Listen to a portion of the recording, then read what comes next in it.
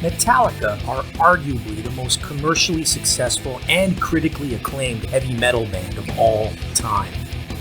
However, their first album of the 21st century, Saint Anger, polarized fans and critics when it came out due to its unusual sound, its relentlessly pulverizing heaviness and tempos, and its nakedly emotional and personal lyrics.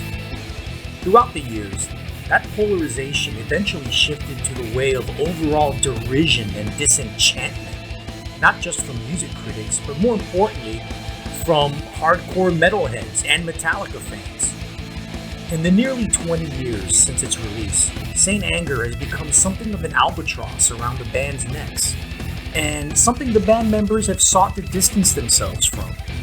However, in recent years, there's been a bit of a groundswell of revisionist fan support for Saint Anger itself, and yours truly Curmudgeons are part of that coterie. Bold, daring, emotionally honest, innovative, truly original, heavier than an elephant's nutsack and rocking harder than a caged tiger on crystal meth. Saint Anger was the last time Metallica stepped out of their comfort zone to create an inspiring masterwork that made most other rock music on the radio in 2003 sound like a crappy Smiths covers band. In the year 2022, it sounds even better, and yours truly Curmudgeons will make the case as to why Saint Anger may very well be one of the most underrated albums of all time. Welcome to the 28th edition of the Curmudgeon Rock Report.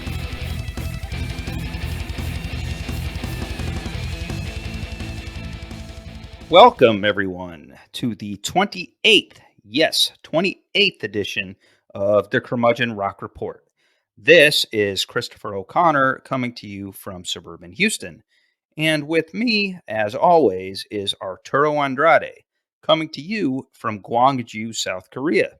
And we host a podcast that's made just for you. We don't do hot takes around here, we do honest takes. So then this belongs to you. Well, who the hell are you? You are the rock geek iconoclastic outsider looking for safe haven in a world where rock no longer predominates. Well, it sure as heck does here on the Curmudgeon Rock Report, where we not only celebrate the music, we live its majesty in full color and at full force. And hey, there's a really good chance that you'll learn some stuff here that you never knew before. And now you can join our new invite-only Facebook group, which we call the Curmudgeon Rock Report's Curmudgeonly Community. Join us there and share thoughts, musings, and random excitement with fellow travelers along the curmudgeonly path to rock and roll goodness. Hey, Arturo, what's going on? Good, man. I am on a metal edge. For those of you out there who are part of our Facebook group, we've been posting. The theme has been underrated heavy metal bands or heavy metal bands with underrated songs. We've posted videos by the Melvins, King Gizzard and the Lizard Wizard, Fuzz, Ty Seagull's side project, and the almighty Electric Wizard as well. And of course, this is all leading up to this episode, which is we're going to talk about the very, very underrated Saint Anger album by Metallica. And I'm even wearing an AC/DC t-shirt right now. So I'm all about metal today. Yeah, and I haven't shaved in 2 weeks, so I look like I belong. I look like I belong at least in an art metal band. Oh, and before I forget, shout out to Michael Eisenstein, who shared "Unsung" by Helmet as part of our underrated metal string. And damn, was that a good call! So big ups, Mike. With that, we now start our regular foray into the parallel universe. Here in the parallel universe, we're there now. We've been transported. We gaze our focus on newer music and on a world where rock acts that resemble the kind of stuff that you would get in the 70s and 80s with new and brilliant touches can still fill stadiums, can still get all the love, and there's still a communal experience around singular artists. And those are the kind of artists, and those are the kind of trends. Notice I said trends Yeah. that focus that predominate here, on this side of the space-time continuum. With that, since we focus on albums, Arturo, what album are you queuing up for our listeners tonight? Yes. Buffalo Nichols, real name Carl Nichols, is a solo blues artist originally from Milwaukee, now residing in Austin, Texas. And he released his self titled debut album last year to great critical acclaim.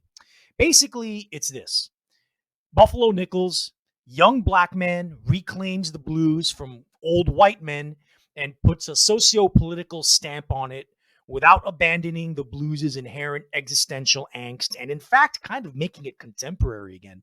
It's stripped down, direct, and minimalist blues the way God intended the blues to be. Standout tracks: Another Man is essentially the first blues Black Lives Matter anthem. Living Hell and Sickbed Blues are harrowing depictions of depression worthy of the best Robert Johnson songs, with incredible lyrics such as "The way you hurt me showed me how to love." How to Love is a prime example of finding hope and redemption at the end of a broken relationship. The music is mostly acoustic with the slightest of drum accompaniment, but songs such as Back on Top prove that Nichols can do swampy, groovy, electric blues reminiscent of Mississippi icons like Junior Kimbrough. This is the best, in my opinion, best straightforward, badass blues album I've heard in quite some time. And at the very least, it's better than anything the Black Keys have done recently. So, yeah, check out the Buffalo Nichols. Yeah, I listened to this record also a couple of times here before the broadcast. Very strong, and it's interesting that a real blues artist is back on Fat Possum Records. How about that? Yeah, I was going to say, for those of you that aren't really familiar with Fat Possum, just a quick story. This was started by a few white boy blues enthusiasts or vernacular music enthusiasts who went attended the University of Mississippi together in the early '90s. They wanted a label that would find untapped rural blues and kind of current artists, and they would be older guys. Their two most famous findings during that period were Junior Kimbrough, as Arturo mentioned, and R.L. Burnside, Mhm. who did some fabulous records on that label. Especially, there was a 2005 record that really kicked ass. Well, what they found was, as they went along, it was a good idea, but it wasn't the most profitable idea. And so, over time, in the spirit of survival, they went in all kinds of directions. At some point, they acquired Al Green's publishing catalog, Wow. or and recording catalog anyway, and they re-released his 1975 greatest hits record. Now, I don't know. There was a recording guy, producer, historian. I think his name was George Mitchell from Georgia, and he had all this stuff. So it's sort of secondhand. They came across the rights to Towns Van Zant records and some of these other folks, and then so they had that. But then they also kind of went really eclectic, and it's like, okay, what are bands out there doing interesting stuff that we can attach ourselves to? And the most famous of those, the Black Keys, Right. uh, where they released Rubber Factory, and the first couple Black. The Rubber Factory was their third album, but their first on Fat Possum. And then after that was Magic Potion from 2006. And then after that, the Keys got signed to a major label. Yes, but just the fact that this was supposed to be started as a Mississippi blues Yeah. reverence record, and the Black Keys somehow found on it, Yeah. uh, that was interesting. And then they've just kind of morphed into this really weird ass label since then. And so the rapper LP, Yeah. known from Company Flow and Run the Jewels, is on there now. Royal Trucks, of all bands Mm. that Yeah. you haven't heard from really, and at least on the hip radar, you haven't heard anything from them in 20 years. Spiritualized, the Weather Station, which made a bunch of top 10 lists last year, and strangely and oddly and bizarrely, X is now signed to Fat Possum. The reunited John Doe Xene uh, uh, collective is now on Exceed the. Cervenka. Yes, Exene Cervenka are on there. And so Buffalo Nichols is now the first blues artist on this label in 20 years, and I'm glad they found him. The Austin Blues Boy by way of Milwaukee, and he's got a style to him. Like you said, it's very bleak and it's very harrowing, and in some spots very angry. I mean, you mentioned the Black Lives Matter anthem there towards the end of the record, but he's got a singular guitar style. It's mostly acoustic with a little bit of slide and a little bit of electric mixed in there, but it's very dexterous. It's very competent. You know, this he's not a street musician in the classic sense. He's got the chops, and it's 27 minutes. And like these days, any artist that can pull off an album in anywhere between 26 and 34 minutes is close to my heart.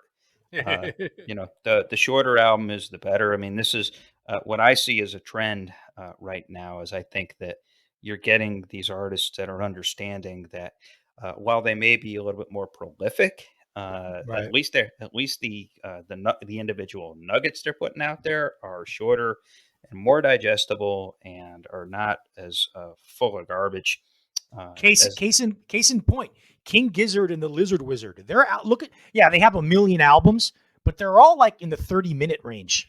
Yeah, between 30 and 45 minutes, and and there's not a lot of wasted space. So anyway, I mean that's just some context about Buffalo Nichols. I think that it is an album that's worth exploring, very intriguing. Uh, again, I can't. I know that you had it number three, I believe, on Yep. your Yep. best of. I wouldn't put it that high. I think it's more interesting than good. It may grow on me. I think the songs get better as they go along, which is a little bit interesting because the opening single is the first song Yeah. on the record. But I think by the end of the record, it's really competent. And one thing, and I want you to address this: uh, the last Austin bluesman that got some love in the rock press was Gary Clark Jr., Yeah. who I love, by the way, but is a total like 180 in a lot of respects from Mr. Nichols. Yeah, I mean, to me, I mean, Gary Clark's really talented, and he's probably a better guitar player. But I just find his version of the blues is just very dry and dull. It doesn't have Yeah. that spark and that youthful anger or angry youthfulness, if you want to say, of Buffalo Nichols. Gary Clark sounds like he's frozen in time, whereas Buffalo Nichols sounds like a contemporary, modern, young blues guy who's Yeah. taking contemporary issues that people can identify with, depression and mental illness and the whole and the civil rights movement and doing something about it. And Yeah. Gary Clark to me is always at his best when he's like imitating other people. Yeah, and like I said, Gary Clark is a fabulous guitarist. He's gotten better as a songwriter as he's gone along. I always kind of thought of him as like a more rocking Robert Cray.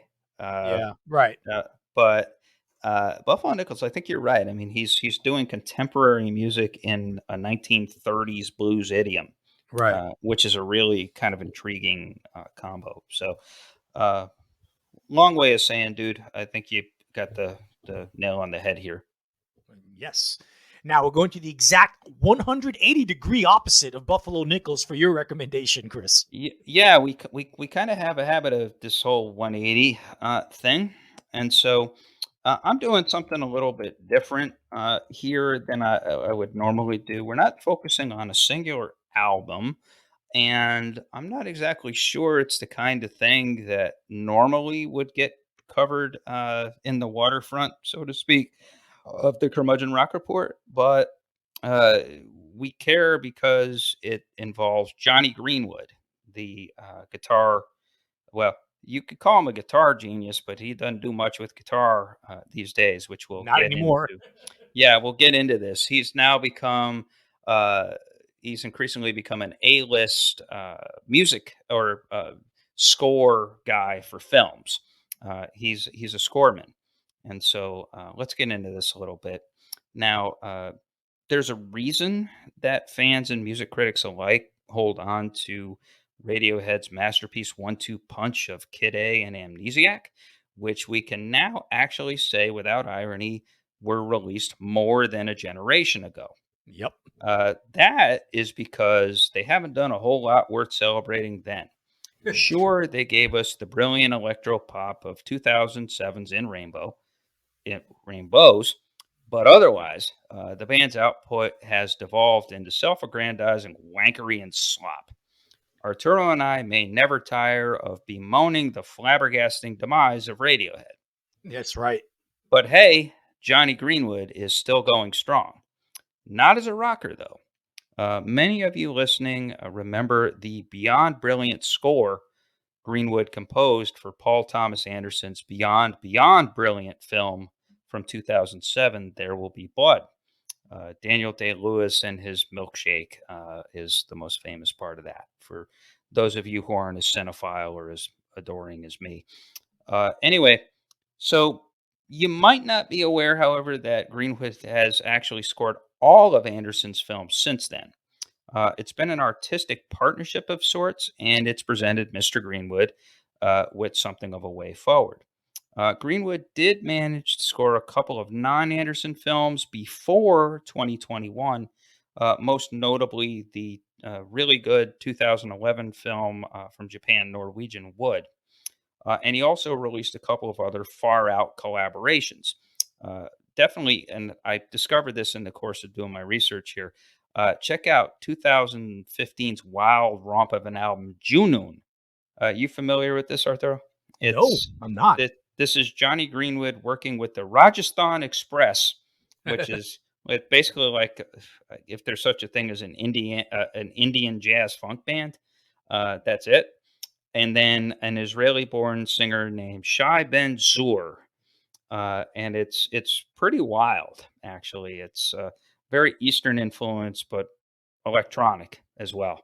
And so it's worth checking out. I know it's on Spotify, which these days, at least this week, Spotify is on everybody's shit list for fucking over Neil Young and Joni Mitchell for that matter. But anyway, I digress. So now, here as Oscar season approaches and we celebrate the cinema of 2021, Jonny Greenwood's scoring side hustle has evidently turned into a full blown gig. Greenwood has not one, not two, but three new film scores out there. You may hear more about each of these films: The Power of the Dog, Spencer, and yes, Anderson's latest flick, Licorice Pizza, as we wind into the spring. Judging by the critical love each film is getting, and on how surprisingly strong and varied Greenwood's results are, it looks like Hans Zimmer might have some high level competition in the film composer rock star stratosphere. The best of these scores accompanies The Power of the Dog. If you haven't seen this film, Arturo, and anybody else, check it out on Netflix. It's Yeah. actually surprisingly pretty good.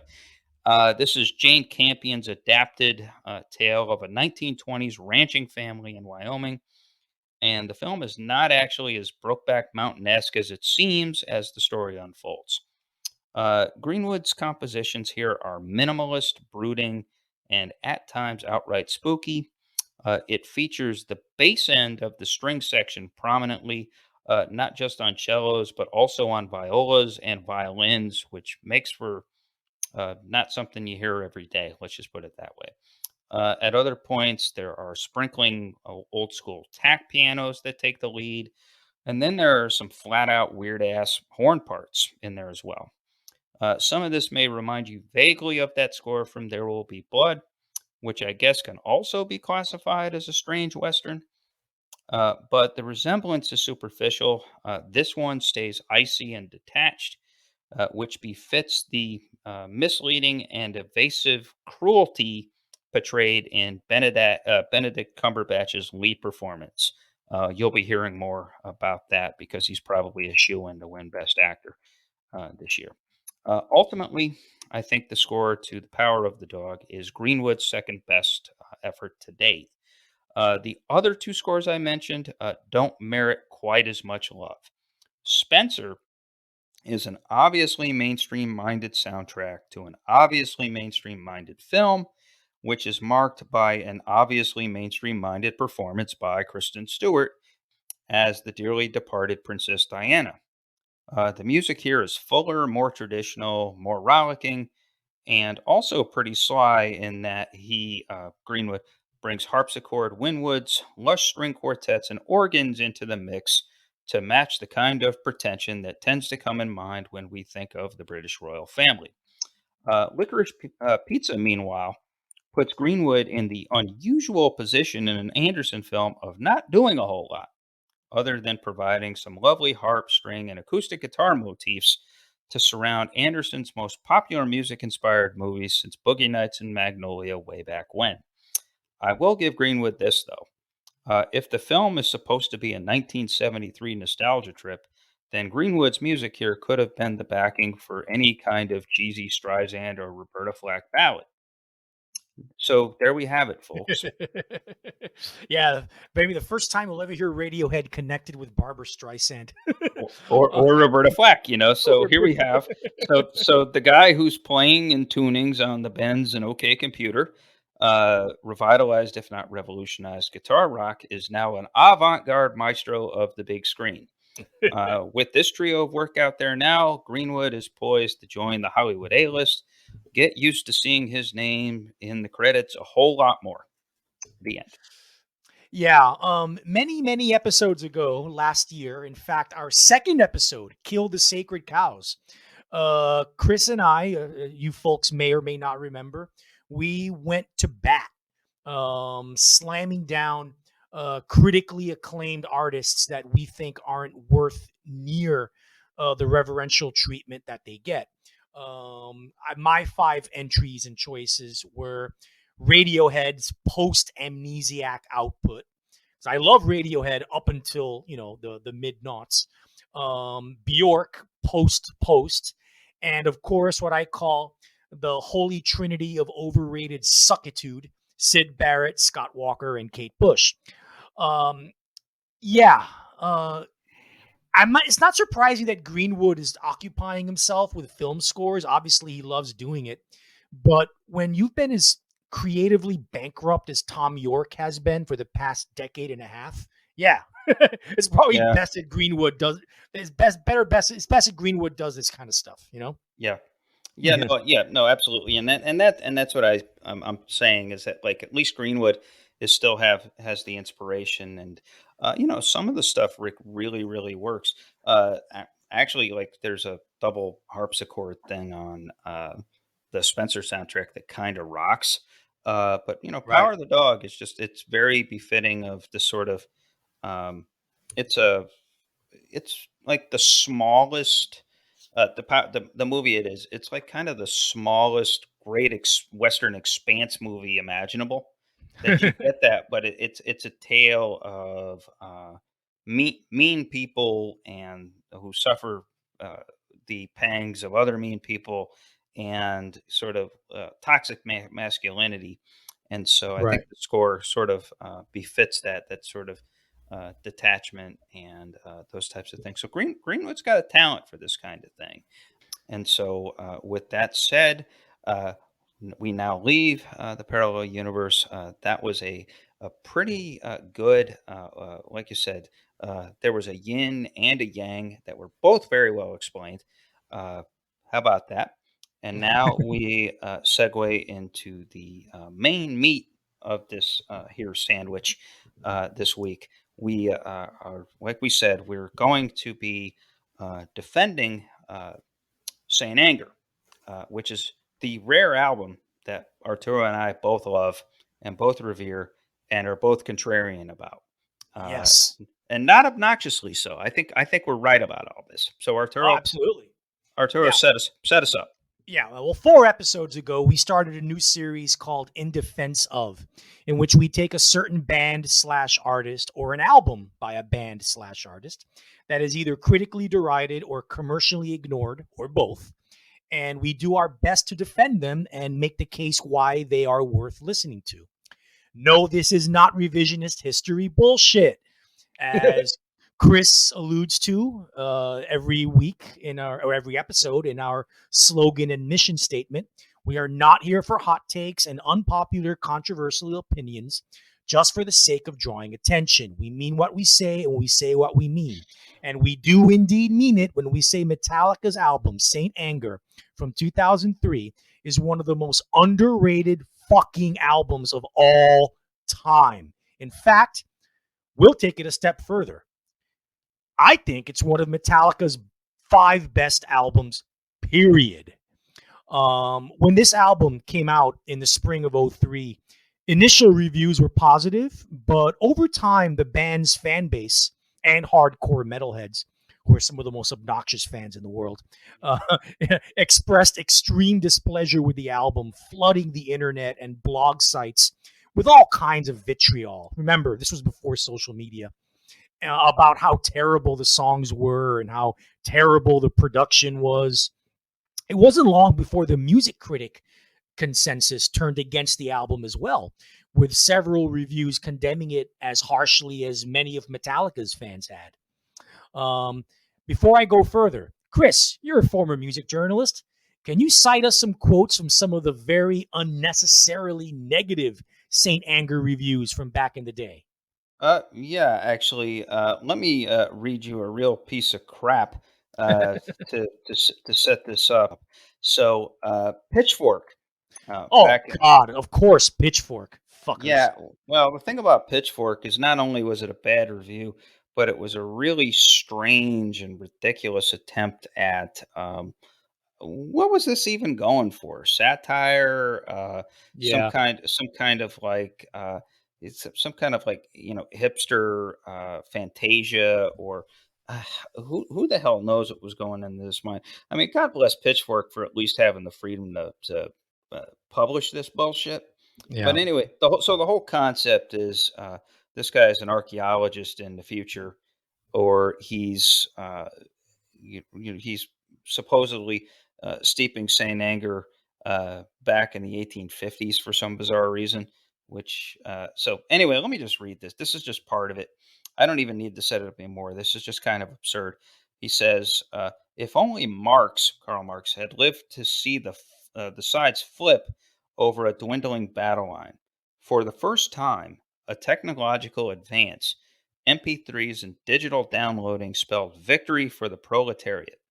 File sharing had become anti-establishment as Marx had envisioned metal sounding, and Metallica, Marx's metal champion, had dropped an iron firewall between their music and their fans, who, despite their revolutionary ripping, were, for the most part, bourgeoisie boys choosing bands based on how the logos looked, protractor scratched into study hall desks.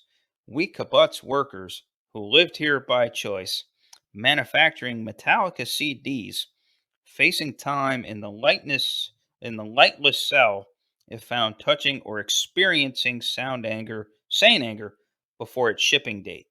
Yet James Hetfield seemed to always sing about being locked inside that lightless cell as a badge of honor. Irony upon irony upon irony. Then again, Marx and Engels did grow their beards back and move on to more ambitious projects. And later on, he says, Pro Tools had never been metal. Pro Tools never snorted ants up his firewire from the side of the pool while urinating down a woman's dress. Pro Tools never inserted the sound of a chainsaw into the opening of black metal off the album Black Metal. Pro Tools had never burned churches in Norway, and yet Pro Tools had a major hand in assembling both Madonna's American Life and Frantic. Okay, what a bunch of gibberish. But that Yeah. that just kind of, yeah, it gives you a glimpses to a couple of the criticisms of this album that we'll get into here Yeah. shortly. Well, needless to say, by the end of this episode, my or our fellow curmudgeonly listeners, Chris, who's also a lawyer, and I will provide a rock solid case as to why Saint Anger is actually a terrific album, possibly the most unique and original in Metallica's catalog, and why anyone who's a heavy metal fan needs to block out all the negative press the album has gotten over the years and revisit it with fresh ears. In short, Saint Anger represents the last time, this is important, the last time Metallica actually endeavored to make music that was vital, inventive, and original. They've been absolutely awful after that. From 2008 onward, they've just been recycling just a parody of themselves. Yes, it still sounds great, maybe even better today. It rocks beyond belief, and it is an underrated all-time classic. There's always a good time to be found within the Curmudgeon Rock Report's Curmudgeonly community. That is our invite-only private Facebook group that Arturo and I launched in December. So far, it's been a spirited romp through this podcast's decidedly bent worldview, and as it turns out, through those of our members as well. Now, is Iron Maiden a good example of a band that blended muso mastery and pop accessibility to an acceptable degree? Well, one of our members sure thinks so, and we gave him the safe space to do it, damn it. If bold opinions and thoughts and passionate defenses of rock and roll are your jam, then the Curmudgeon Rock Report's curmudgeonly community is for you. Come find us, and we will probably let you in. To give you an idea of the path of Saint Anger in recent years, there has been a rise of damning with faint praise, and we're going to go beyond that. But let me give you a really insightful nugget of where things may stand now. This is an Amazon customer review that ran with the Saint Anger page from last year. And this reads, while it's true that you can polish a turd all day and it's still a turd, you can however leave a turd alone long enough and it eventually ceases to stink. That's what happened here. Initially, this album was a shock because of how bad it sounded and how different it was from everything else they did. After listening a couple of times, I threw it out. Not long ago, I saw it for a low price and decided to try it again. After quite a lot of years, I now have an appreciation for this. A lot of songs on here are actually not bad songs at all. I can enjoy it now for what it was, a screwed up, ugly statement from a screwed up, and ugly time for the band. The purging of the poison that was slowly killing the monster of Metallica. Me personally, I've always agreed with a line from Barry Walters' review of Saint Anger for Rolling Stone in 2003. It's a rush to be pummeled by this group again. That's certainly how I felt back when I first heard these 11 songs in 75 minutes, now 19 years ago, for we are old, and again when I listened to it an hour before we rolled tape on this episode. With that said, Arturo, let's start destroying some of the dumbass myths that surrounded Saint Anger at the time of its release and in the years that immediately followed. Yes, 5 myths and what we think are bullshit myths about Saint Anger. And we're going to start taking them down. The first one, that the drum sound was terrible. That's a myth. Chris, what do you have to say about the drums on Saint Anger? Okay. Well, let me summarize it by saying I fucking love them. I mean, for I guess the simplest thing you can say is heavy metal was intended as a music to piss off your parents. It fell into the rock and roll tradition that it's supposed to be fresh, it's supposed to be weird, and it's supposed to scare people of a certain age. And I think the drum sound was a huge part of that. It's metal as fuck, and it really is the result of a happy accident. Well, depending on the perspective, Lars has said that while they were in the middle of working on Frantic, which is the wonderful opening track on this record, he forgot to attach the snare on his snare drum, and so what that left it exposed to being tinny. You didn't get the acoustics to it, and it was like basically like banging on a trash can. And when they played it back, they said, "Hey, you know what? That's pretty cool." And they decided that they were going to stick with that. And apparently, Lars stuck to his guns.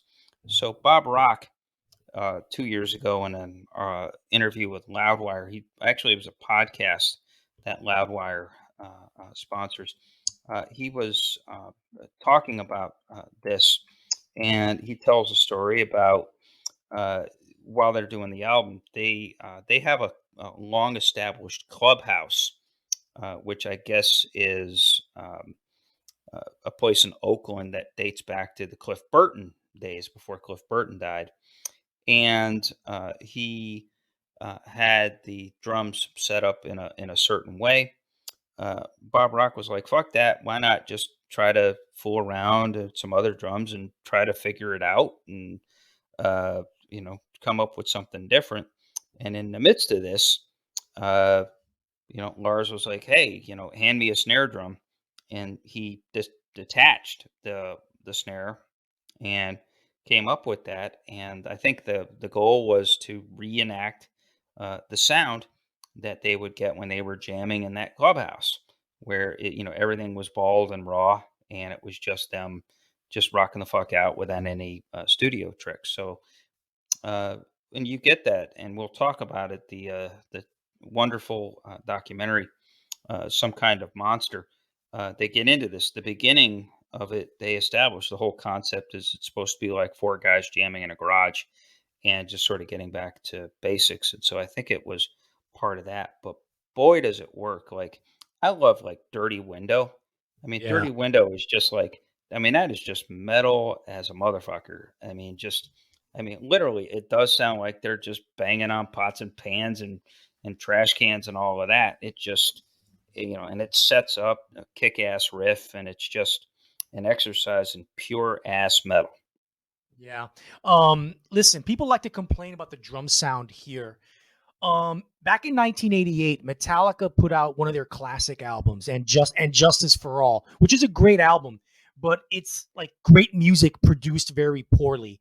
And the drum sound on And Justice for All is way fucking worse than the drum sound on Saint Anger. Yeah, It's I know. thin, it's compressed, it's tinny. Chris, tell me if you can hear this. Can you hear that? Yeah, Okay, that's the sound of a pen tapping my hand. Drums are not supposed to sound like that. That's what they sound like on And Justice for All. yeah, all the way through it. Like when you listen to Blackened, it's like there's no depth, and again, it is like clacks, it is like clicks, or it's almost like he's got paper and Yeah, he's like banging on paper, which is especially offensive considering they did that bullshit where they hazed Jason Newsted and turned his bass all the way down so just you so could stupid. barely hear it. It was stupid. So I don't know. I might take it to the extreme and say that this album might actually be a little bit better than Injustice for All. I Uh, think so. Yeah, yeah, it's certainly more focused. Yeah, it's pulverizing. It arguably is too long at 75 minutes. So what? It's definitely more consistent, and it may not have the highs, but right. it's it's definitely original. And Justice for All at that point, they had a formula that they had done two records in a row, and they were sticking to the formula. The only difference being is they no longer had Cliff Burton, so it didn't quite Yeah, work as well. So right. so anyway, yeah. So these drums, give me the trash cans all day. I'll take them. Awesome Absolutely. stuff. And also his playing, Ulrich's playing on this. Ulrich's playing on this. It's virtuosic. It's Oh probably the yeah. most skilled drumming of his entire career. I Oh mean, yeah. get past the trash can sound what he's actually doing on the drum kit is probably better than anything he's done on any Metallica album. Yeah, well, certainly the best since Ride the Lightning, and Yeah, sure. he brought back the double bass kick, Right. which he hadn't really done since then. And so yeah, it's his most athletic drumming, and there's some real yeah, just a lot of people accuse Lars Ulrich of not being able to keep time with a watch. Yeah. Fuck that, he does Yeah, that and bullshit. more. He Does does that that a and lot. more on Yeah. this record. So. Yeah. Oh, and one other comment to make. Rock in that same interview with Loudwire, he also he made an interesting comment where he said that he kind of likened and he compared what they did with the drums with what U2 was doing on Octung Baby. Yeah, Uh, good comparison. yeah, which is sort of kind of No was one complains about the drums on Octone Baby. yeah, where they're very industrial, and it's basically half of it is drum machines, Right. but it's very industrial, and the bass is actually like higher in the mix. Yeah. It's kind of this weird mix of like electronicized drums that are kind of buried. Right. So anyway, but nobody complains about that shit. Yeah. But it's probably just metal prejudice. Of course. Which leads us to myth number 2 about Saint Anger, that the lack of guitar solos detracted from the album. All right, let me say this. Uh, I like, as much as I like early Metallica, my biggest complaint of early Metallica is Kirk Hammett and his solos. He's a great guitar player. No one's going to doubt that. Kirk Hammett, fantastic guitar player. But early Metallica's guitar solos, like Ride the Lightning, Master of Puppets, even going into And Justice for All, even going into a little bit into the Black Album, they all kind of sound the same. It all sounds like Wayne's World and different variations of Wayne's World. That's every Yeah. Kirk Hammett guitar solo in, or most 90% of his guitar solos in early Metallica. All right. Take away the guitar solos may not be a bad idea for Metallica. And I Yeah. think those kinds of like traditional, typical heavy metal guitar soloing would have really not fit on Saint Anger for the kind of focused album that they were doing Not there. not at all. I mean, look, Hammett, there's some stuff in there, and it really kind of depended on the song and kind of what they were doing with the tempos.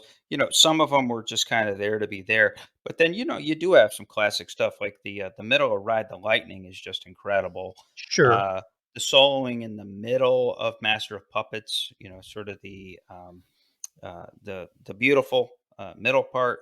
There's Right. actually some great stuff on like Orion, obviously, one, and so like the obvious stuff is just Right. awesome. But like you said, yeah, I mean a lot of it's wasted, and so the here's the reason that there's no solos on this record. Where the hell are you gonna put them? Yeah. Without them sounding like shit. I mean, really. I mean, okay, maybe you could have put one on Sweet Amber. Maybe you could have put one on Frantic. And maybe you could have put one on Dirty Window. But they still would have been forced. Uh, and so putting solos on this would have been the equivalent of putting 10 pounds of shit in a 5-pound bag. Right. Uh, they just weren't necessary. And what I love is like people would bitch about that. If they watched some kind of monster, there's a section in there where they tried to do it. They tried to fit it in, and then Hammett is like, well, I mean, look, it doesn't work. And he even has the self consciousness to say, well, people are going to say like we're being trendy because of all this new metal shit and all this corn and sort of. Well, I mean, System of a Down didn't have traditional solos; it had lead lines, Right. and I think that maybe there was that. But he's like, you know what? Fuck it. I mean, we've never been about trends, and we're gonna make this work. And it's not like I'm doing nothing. Which coincidentally, I would say that this is right there with Master of Puppets, and probably exceeds it as a headphone record. Yeah. Uh, you really can't appreciate the interaction between Hetfield and Hammett unless you have it on headphones. There's some extraordinary stuff going on as far as Sure. this the textured stuff and this sort of the pastiche, I guess you can call it, or the kind of the layering. what they're doing, and like some subtle stuff. I mean, even like the little uh, slide lick that starts Sweet Amber, and Yeah. even if you listen to Frantic, just the interplay of the two rhythm guitars, and which also is coincidentally like which makes people full of shit when they say this. That is something that they fucking done their entire catalog. Yes. If you go back to Master of Puppets, there's all kinds of that shit on there. Yeah. Like Master of Puppets does that. I mean, it's Yeah. like just wonderful tandem rhythm guitar playing for most of it, you Right. know. So uh so I guess that's my spiel on that. All right. Now, myth number 3 about Saint Anger. And this one is the one that's most personal for me. Number 3, that the psychotherapy inspired lyrics were shit. All right. Now, let me shit on this myth. Um, I'm speaking as someone who I will admit my life was saved by psychotherapy, both in individual sessions and in group therapy sessions. When I was living in New York City for a long time, I went to therapy, and it saved me. It really was one of the best things I ever did in my life, and of course the documentary, Some Kind of Monster, brilliant documentary. If people out there listening haven't seen it, watch it. It's really really good. um, a band going through psychotherapy is not a weakness, it's a strength. Okay, Yes. it takes courage to admit that you're fucked up, and it takes courage to try and fix it, and to do it the way Metallica at the time tried was brave. Okay, the reasons that some people have given for disliking the film, that it's too candid, it's too open, it's too emotional, etc. It's exactly why the fucking movie is great. Those are the reasons why it's good, because it's bold.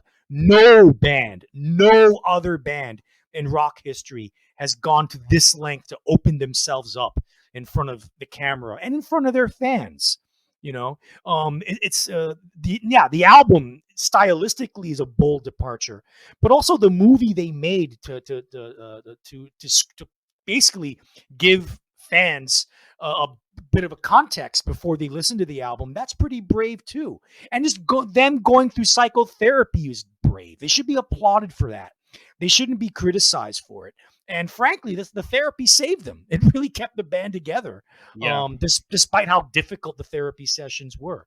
Yeah. Another thing to keep in mind: several of the lyrics on this album were written before Hetfield's stint in alcohol rehab.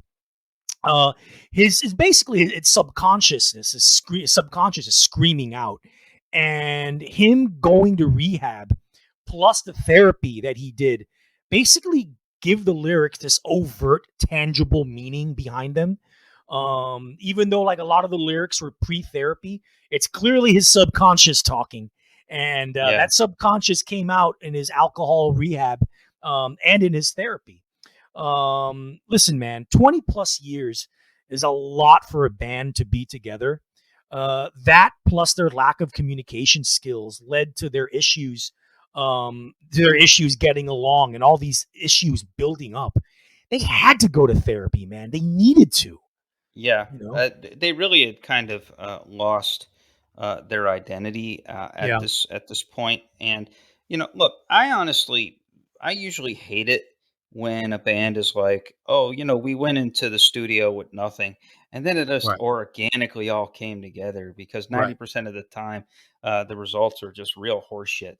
See "No Line on the Horizon" by you too, as a shining monument to this. Here it works only because this album would not exist if not for it, and for the reasons that Arturo stated, because they were going for that therapy, they had to work out those things, and essentially the main theme of this record, it's kind of a Hetfield psyche. It's about learning how to lose control and be okay with it, because many times they say through the record that they used to have these rules. Hetfield would write all the lyrics and no one could question them. Uh, yeah, Kirk Hammett would come in and play exactly what they told him to play.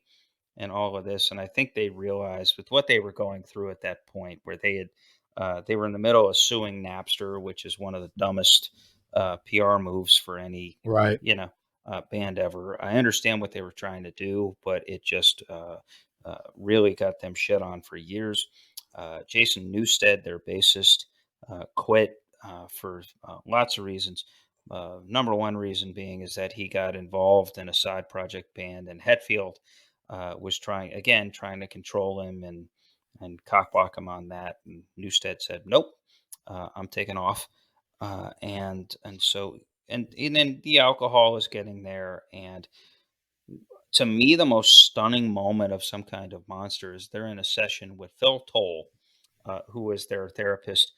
His background is he worked with Chicago gang members as far as reconciliation.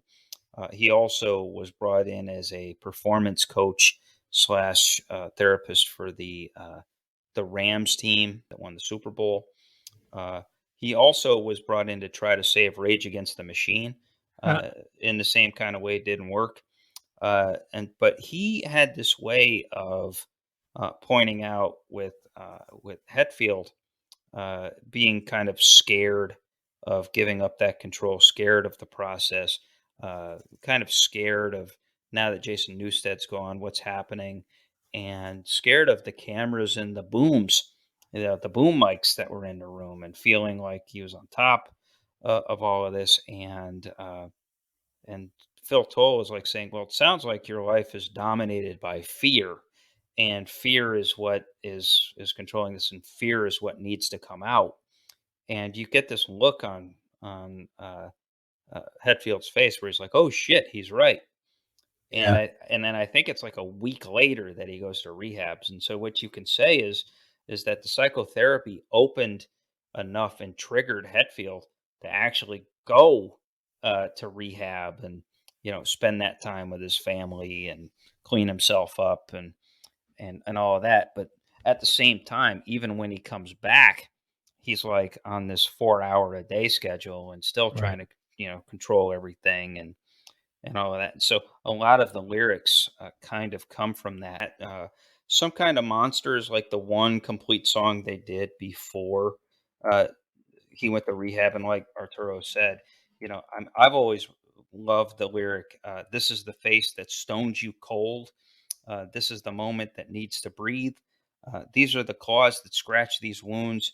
This is the pain that never leaves.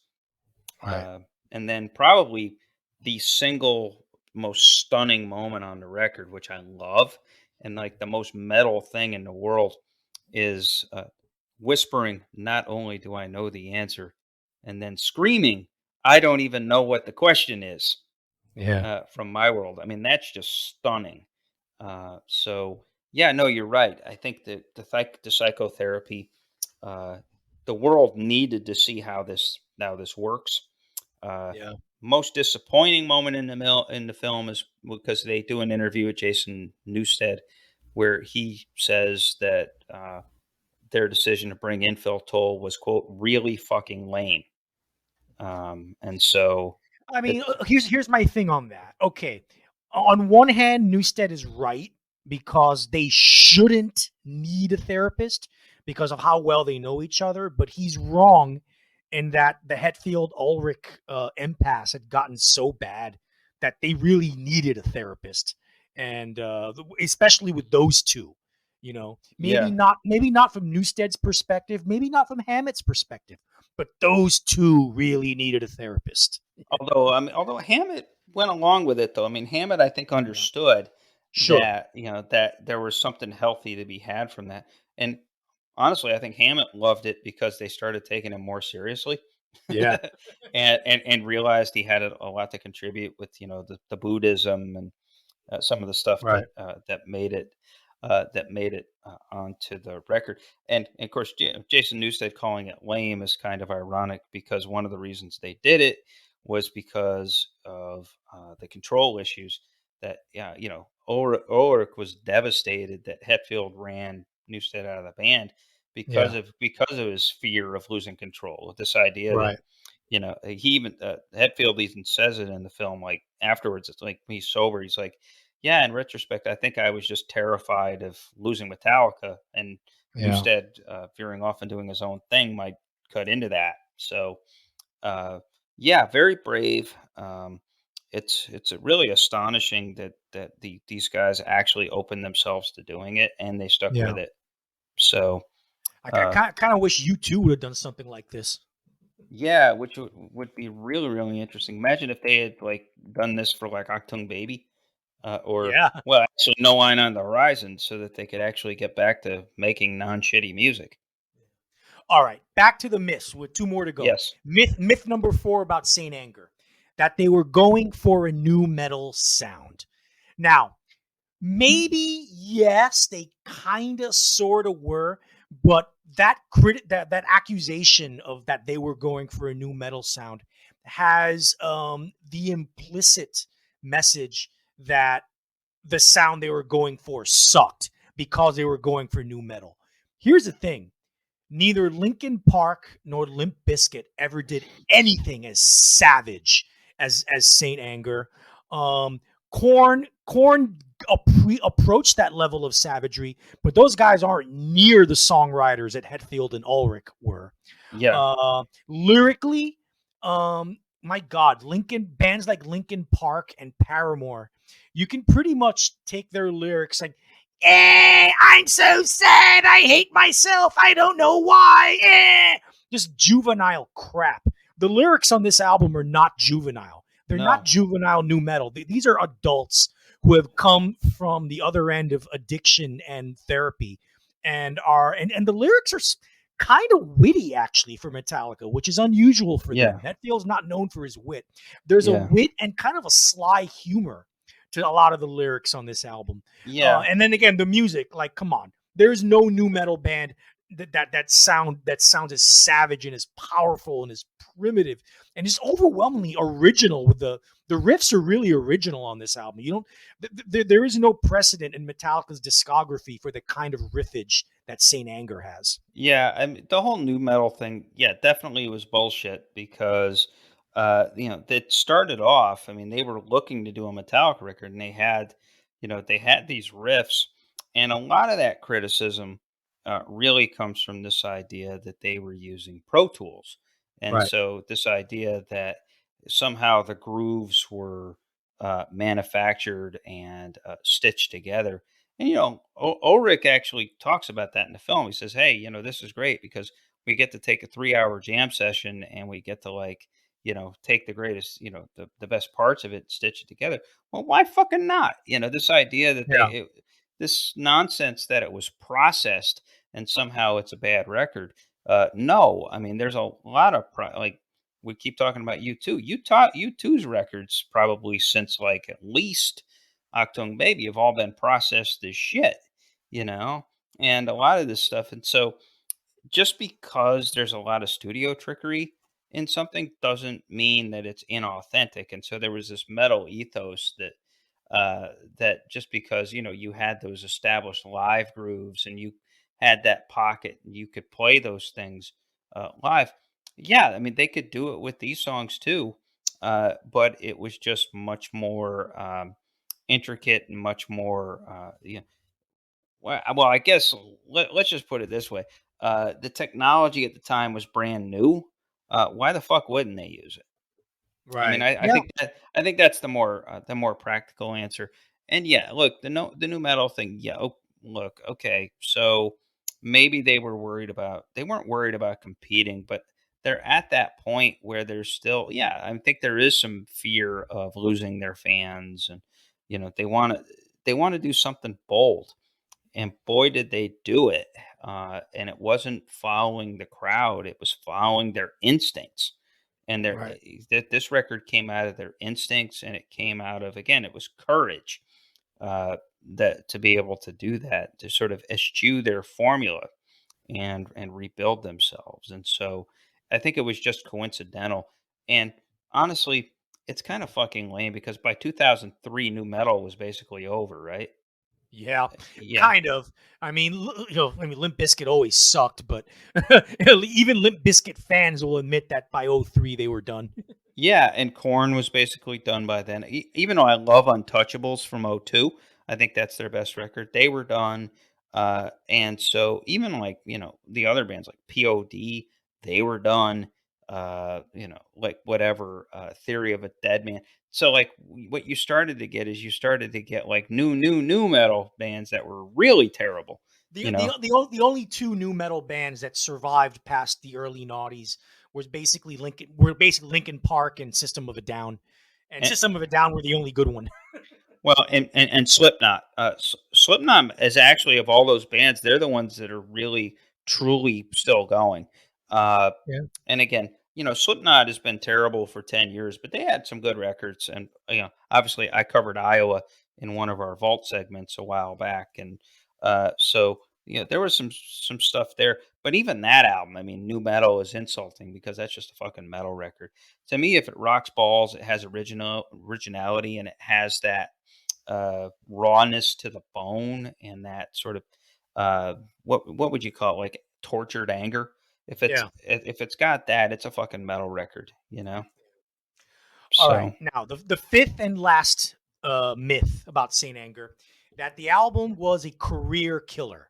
Now, this is the dumbest bullshit of all. yeah, Listen, up until the pandemic, all right, and when it hit in 2020, Metallica were still selling out arenas and stadiums all over the world. Okay, Saint Anger did not kill their career. Now, what you can say is that Saint Anger killed Metallica as a contemporary modern rock radio thing. All right, and I guess maybe you can say that, but by the time Saint Anger came out, they were already 20 years into their career. yeah, They were already on a trajectory of becoming classic rock. Okay, yeah, a Saint Anger wasn't going to do anything to that. yeah, So no, commercially they were still selling out arenas all over the world, and they were already on their way to being a classic rock band that weren't going to have modern rock hits anymore. So yeah. you know, But also, if you think about it, uh, they've probably made more money even the last 18 years than they did in the 18 years prior to it. yeah, Uh, if you think about it, because they tour all the time. After this record, they toured stop world tour for right, 2 years. yeah, Uh, they One of the more enjoyable parts of Some Kind of Monster is the bassist auditions, yeah. where there's only one guy who could play the "For Whom the Bell Tolls" part. He's the one that got the job, and that's Right. Rob Trujillo, Yeah. who's a freaky looking dude, but an awesome bass player. I Yeah. wouldn't put he's not quite Cliff Burton, but he's close. And Right. he was with Suicidal Tendencies, and he worked with what's his face there, Mike Muir, a lot. Right. But so they got that out of it. They moved on from Phil Toll, and they Right. established themselves. I mean, they still do phenomenal business. They Granted, I mean, I will say it's not a career killer, but they've done two records since then. I guess maybe they took the critical or the fan repudiation of this record maybe a little personally, and they went to strive to recapture the magic of the pre-Black Album Yeah. records. And so, you get what is it, Death Magnetic Right. from 2008, which is Rick Rubin producing as a piece of shit. And then Yeah. you get the much, That was much awful. yeah, Awful record. you get the much, much, much better Hardwired to Self-Destruct. That is a good record. Yes, they're still going for, hey, remember when we used to do this kind of stuff? And so it's not exactly them breaking new ground. I think that Saint Anger was kind of the end of the line for them as far as Yeah. creative leaps, but no, it did not kill their career. And as we've said, the damn thing is making a comeback. Yes, Uh, it is. and even at the time, you say it wasn't a career killer. Like all the places that you would expect loved this record, like Rolling Stone, Spin, All Music. uh, uh, all those places. The funny part is a lot of the places that hated it are all out of business. And, Yep. you go to metacritic.com, which I love, as an aggregation site. You go to click on the reviews, the links to all the bad reviews, and all those places are out of business, Yep. uh, with the exception of Pitchfork. Pitchfork was the bottom of the thing. I do want to read one segment of which is kind of a perfect kind of, okay, yeah, yeah, yeah, but the defense of the record. And this was from blabbermouth.net, which was a pretty popular blog site for a while back in that period. And they write, don't the writers only identified as DK Rock On. Uh, but it says the already notorious drum sound does come remarkably close to sounding like the ring of a garbage can cover, while guitars rise and fall in the mix. Crisp and precise one moment, muddy and distorted the next. There are audible miscues and ragged edges. James Hetfield's voice is dry and unproduced, cracking, not hitting notes, and sometimes straining. There are moments in the 75-minute running time when any one of these things or a combination of them is actively annoying or distracting. Yet this is also an almost unrelentingly heavy album, an in-your-face, nonconformist, uncommercial recording that sounds like virtually nothing else produced by a rock band in this young century. As bizarre as this sounds, only the White Stripes come close in terms of this kind of vibe that Saint Anger puts across. And that's not to say that Saint Anger sounds anything like Elephant. I could hear millions of jaws dropping there for a minute. After the last miserable few years of corporate new metal clones, trend driven model fucking garage rock posers, and regurgitating death metal wannabes, Metallica has made an album that flies in the face of all conventional expectations of heavy rock music in 2003. That's Yeah, pretty good. Um, that is pretty good. it's mixed. Got compared to the White Stripes. That's good. Yeah, I was going to say. So, yep, it's a bizarre record, but it definitely deserves its respect. On this episode, Chris and I defended and praised the grossly underrated album Saint Anger by Metallica. Before that episode, we gave praise to the terminally underrated Richard and Linda Thompson, whose most celebrated album is 1974's I Want to See the Bright Lights Tonight. And, as our loyal curmudgeonly listeners would know, way back in our 8th episode, we talked about how underratedly great 1974 was in music, or for music. Well, we're taking that theme of underrated to a higher gear and extending it to an entire decade. The 1970s were arguably the second most important musical decade of the 20th century, the 1960s being the first, and music geeks are well aware of all the classic, genre-defining albums of that era. So, us curmudgeons will take a different tack, as we will present, without a doubt, the 10 most underrated albums of the 1970s. These are the ones people should be still talking about as seminal, important, and influential. Tune in as we go back to a countdown format for the next episode of the Curmudgeon Rock Report. All right.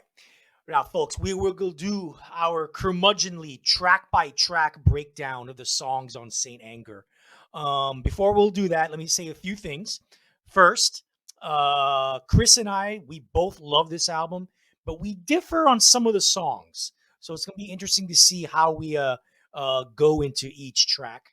Okay. And before we go into it, we already talked about the movie, the documentary, Some Kind of Monster, which is about the making of this album and the issues they were going through. Chris, give us a little bit about the background and the making of this album for those people who have never watched or never seen Some Kind of Monster. Okay. So just real quick. So yes, this was seen. They had come off kind of a weird streak where they had done a covers album. They had alienated. Sucked. Yeah. Not entirely. There was some interesting stuff on that. That kind of half and half on that. Again, they had run off Jason Newsted. They were suing Napster. They were burned out because they had been on the road for so long. Obviously, uh, uh, Hetfield was deeply into the sauce, uh, and Lars was basically in kind of a don't give a fuck, laissez faire Yeah. mode at this point. And so, what they wanted to do, and it was Bob Rock's idea, they were going to create a makeshift studio, and it was in the Presidio in the Bay Area. It was like an old warehouse, and so they brought in like portable studios, and the idea is it was just going to be the four of them just jamming out, or the three of them at this point. It was Bob Rock on bass, and they were going to sit there, and Phil Toll was already involved, and they were going to sit there and just sort of kind of organically jam out this thing. The idea was they were going to start with nothing and come out with something awesome. And so they're doing this. Some kind of rock monster comes out of this period. As we said, Hetfield blows a gasket with Lars and checks himself into rehab. He is gone for the majority of, it was almost, I think it was little less than a year. Comes back. He's on a 4 hour restriction for most of this. By this time, they had actually built themselves a real studio called HQ, and they go through it, and again, it's all communally written. Uh, Kirk Hammett and Bob Rock are deeply involved in the writing of this record. In a couple of instances, Phil Toll contributes a line or two, and a lot of it is just this raw Hetfield screaming into the mic and just trying and just sort of inventing this on the fly. Uh, and yeah, they come up with this. We already talked about the snare drum, but that's essentially the background of it. Is you have a band in a bad place that's deciding we're going to quote unquote get back to basics, and miraculously, probably because of Phil Toll and probably because Hetfield went to rehab, it actually worked. Uh, Yeah. Yeah, totally. I mean, it's an album.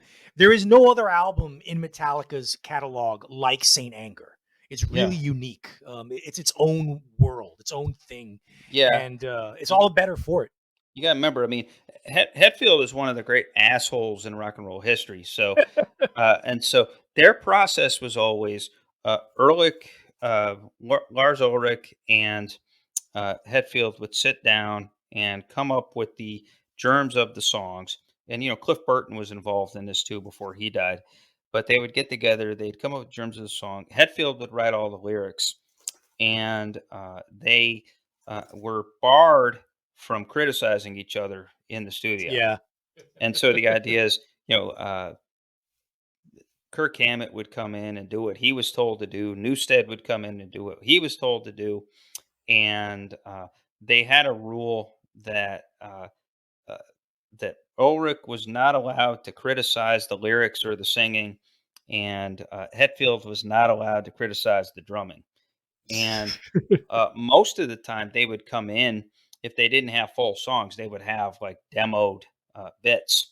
And so they were a very prepared, very regimented, very rule oriented, iron fisted, controlled band. In a way, you could say, in some ways, Hetfield was very abusive. Uh, Mhm. and I mean, especially towards Newstead. Uh, Psychologically abusive. Yeah. yeah. And in some ways towards Hammett, although, Hammett is kind of a go with the flow kind of Yeah. guy. He knows he's a pro's pro as a musician and a guitarist. I know that he expresses relief that he's actually allowed to be part of the creative process and Saint Anger. So you go from a very regimented band to a broken band that's lost its identity, that rebuilds itself by doing this sort of in real time, organic, bash the fuck out record. So, Exactly. I mean, they clearly didn't want to do the same thing. I mean, Right. because they had gone through that decade of doing sort of pop, bluesy kind of stuff that had alienated some folks. And ended up in what I think is truly the Metallica album that deserves the derision that Saint Anger has gotten, and that's Load, which I call load of shit. well, Reload is even worse, even though it's got Fuel. Fuel is a great single, but the rest of it is a piece of shit. And so, yeah, there's just at that point they were just kind of phoning it in. I think by 2001, they kind of wanted to get back to, they wanted to be a metal band again. And Right. so the ambition, they didn't know what it was going to sound like, but the ambition drove it, and it ended up being this fucking monolith. Monolith. Yeah. Yeah. I know, right? All right. So, unfortunately, we cannot use any of Metallica's music because it is copyrighted. We cannot play it on this podcast. But we are going to discuss each track. So, for all you listening out there, you can listen to while you're listening to this podcast. You can also be listening to the music in the background if you want, and find Saint Anger on any streaming service, or if you do like me, you download the stuff and just illegally. But anyway, let's start track by track. Saint Anger, track 1, Frantic. Like as Chris has mentioned many times, it's really difficult to come up with like a beastlier, gnarlier, more savage, more punishing opening track to any album in rock than Frantic. Only Metallica can take a locked in guitar and bass groove that in any other band's hands would be slinky and groovy, and instead make it menacing and foreboding of the brutal in a good way music that is to come. Quote, my lifestyle determines my death style. Maybe one of rock's most brutally honest and succinct admissions of self-sabotage since Neil Young's declaration that it's better to burn out than to fade away. Yep. Ulrich's drumming, on the other hand, while usually derided, as we've spoken about, for its supposedly thin sound, is actually the star of this track, as it is for most of the album, with the way it carries the song from one layer of heaviness to another. Just when you think the tempo can't get faster, it gets faster. Just when you think the song can't rock more, Ulrich's rhythmic changes raise the stakes. Yeah. Perfect opening song. Yeah, perfect song. Amazing outro with that groove where it kind of speeds up and does that. But it also the beginning of it is masterful because you've got this high necked rhythm part and just really just kind of fine, complex playing by Hetfield that builds up into this. That kind of builds up into, like you said, this sort of bash out, angry, aggressive, almost industrial sort of build up, and then it stops, and then you get this incredible riff dichotomy or sort of dual riff thing going on, where you get the sort of the subtle, very high toned riff from Hetfield mixed in with the sort of echoing psychedelic pedaled part from Hammett, which is just again, it's just this sort of real, just startling, stunning, almost hypnotic exercise in there. Right. And again, it just has this great verse, chorus, verse uh, structure to it. Like I said, if I could get my wasted days back, and this idea of sort of the guilt-ridden recovering alcoholic, Right. and then obviously one of their great hooks of all time, frantic, tick, tick, tick, tick, tick, tock, over and over again. And so it's just it's one of the great metal songs of certainly the last 25 years and maybe ever. Absolutely. And speaking of that, great metal song, we got more. Track number 2, Saint Anger. Now we get to the first single off the album and one of the album's central tracks, the title track. For an older guy known only as a producer, Bob Rock's bass playing is quite lithe, and it complements the hyper-aggressive guitar riffs and drum fills extremely well. Mm-hmm. The song construction actually harkens back to the classical-inspired constructions of their Cliff Burton era work, with the multiple sections and passages that at first seem to not work together, but actually gel beautifully. Highlight the middle section where the band settles into this tension-filled 4/4 beat where Hetfield recites all the things he wants his anger to do for him, eventually exploding into this like cacophony of catharsis and Yep. unrelenting, speedy thrash sparked by Hetfield's scream of "Set it free!" Oh, it's one of the best moments on the album. Oh yeah, I mean, in terms of if you're looking at like the sort of primal scream therapy type of thing, yeah. I mean, again, I think to the theme of sort of therapy and coming clean or releasing your demons, it's there. Uh, I I'm not a huge fan of it only because I think it's a 7 minute song that could have been done in four and a half. I think it gets repetitive. I think it could have lost at least one of the verses in there, which like literally is repeating. But again, there's an authentic stomp in there. You're right about Bob Rock's bass in that. It's like one of the spots where it's actually discernible, but also supple. I guess is a strange word for it. But yeah, this is another one of those areas where I think the drums really work. It's the most certainly, I think it might be the most athletic. I mean, it's certainly the best use of the double bass on the entire Yeah. record. Yeah. But again, to me, it could have been shorter, and it's a little dopey. Not in that outro, not in that bridge outro where the "Set Me Free," and I want my anger to be healthy, Yeah. which is astonishing. But the saying "anger around my neck," he never gets respect. Stuff is a little bit trite and kind of dumb, in my opinion. Yeah, I mean, I can see why people would think that, but I think it works though. I think it works because I mean, it's not as dumb as other new metal lyrics. That's for uh, sure. Yeah. but no, but it's coming from an honest place, especially if you know the background of the making of this record and where Hetfield is coming from. I think definitely it makes sense. Doing going a little cleverer wouldn't work, in my Yeah. opinion, for this. But anyway, track 3. Now we get Some Kind of Monster, the track that inspired the excellent documentary of the same name that we've been talking about, and served as quite a bit of the source material for this podcast, as you people out there listening have guessed. For a track that's 8.5 minutes long, it sure doesn't seem that way. No, A not at sign, all. a sign of a song that's utterly captivating. From the opening monolithic riff that seems to crawl out of the gates of Hades, the song sails along as a time signature warping metal monster, guided by Ulrich's masterclass in rhythm and chord change control, tempo changes, and nasty aggression. In case you didn't know already, you're going to hear a lot about how Ulrich is the musical fulcrum of this album. Lyrically, it's pretty frightening. Hetfield is facing his inner demons, acknowledges they're eating away at him, yet at the same time, he seems to revel in how they'll someday overwhelm him.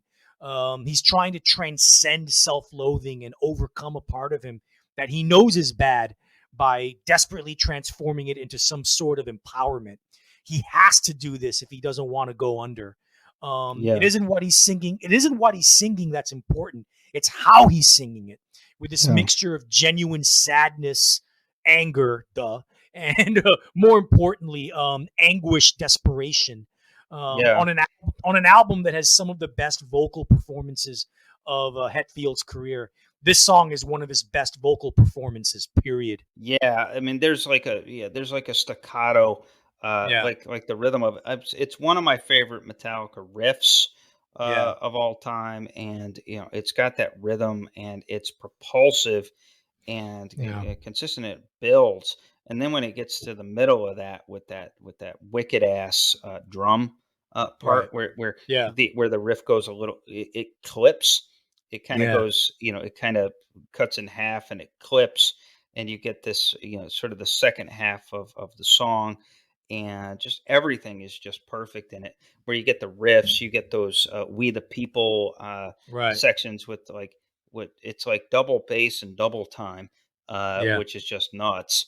and it's a masterpiece. And again, it's the one song. I remember when I was getting into this. Uh, 19 years ago, for a while when I was listening to the record, I would not get past this song, and I would play Yeah. it on repeat because Yeah. it is mesmerizing, Right. and because it's ferocious, but it's vulnerable as shit, Right. you know? So Yeah. Yeah. yeah, this is the voice of Silence No More. Yeah, Yeah. yeah. I mean, it's angry, but also sad. It combines it too. It's got the macho posturing that Hetfield is known for, but he's Mhm. showing vulnerability in a way that he never had before, and never would afterward.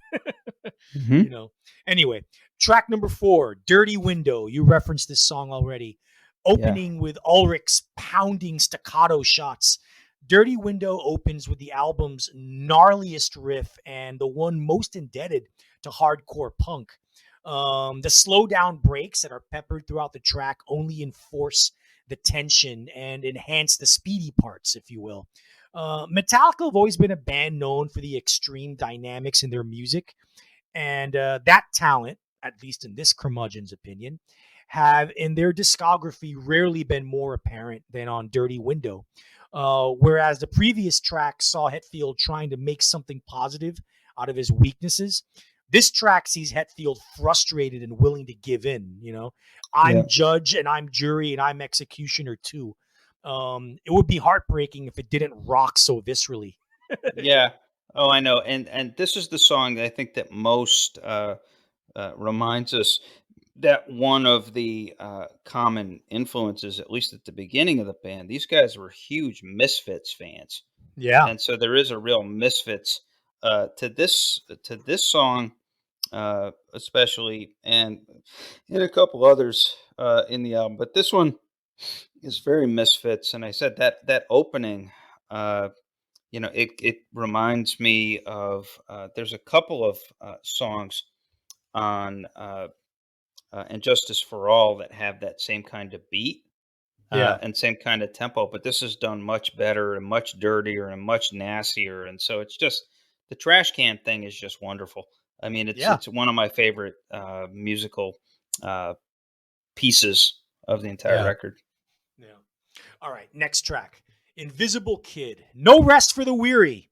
Uh, the song blasts out of the gate with this brontosaurus riff straight out of the Mesozoic era. Yep. Yet another 8-minute track that seems to whiz by due to its unrelenting heaviness and subtle, shifty chord changes. The only thing remotely subtle about this album, by the way. Hmm. and then there's the bridge, which comes in at the 4:36 mark with this angular, bizarrely gonzo riff straight out of the post-punk handbook, and the closest Hetfield's vocals have ever come to sexy, albeit dementedly sexy. Yeah. The inner demons in Hetfield's psyche are now given their childhood origins, and while the background of them aren't given, Hetfield paints a perfect picture of the feelings, moods, and the psycho torture that would grow into unsettling and disturbing proportions in adulthood. Great track. Yeah, it took me a while again. This was back in the day. This was the most mocked track on Yeah. this record because of this idea of Hetfield. In a lot of ways, people were thinking that he was speaking psychobabble or gibberish. No, this might actually be the bravest song on the record because Yeah. it actually speaks to the therapy of Right. the neglected inner kid, the kid that needs is stuck in the room and needs to get out and all of that. So it's and yeah, and I love it. It's one of these things, like, originally I think it's cacophonous, or it's a little bit of a screecher or whatever, but then as it continues, and this goes on with these records, these sustained uh riffs and these sustained bash outs Yeah. that grow more hypnotic, and they draw you in. And what it does is it grows, it's a specific feeling and a specific attention. I mean, it really, most of the songs are like this in this record, where they really just sort of can kind of draw you in closer and closer and closer. And so Yeah. that's what I'm saying. It's a great headphones record because again, this is another one of those songs where the interchange between the rhythm guitar parts is astonishing. Yeah, yeah. Now this is truly one of the standouts, I think, on the album. All right, the next track, number 6, "My World." Well, we said Saint Anger is one of the most underrated albums ever made. Not a perfect album.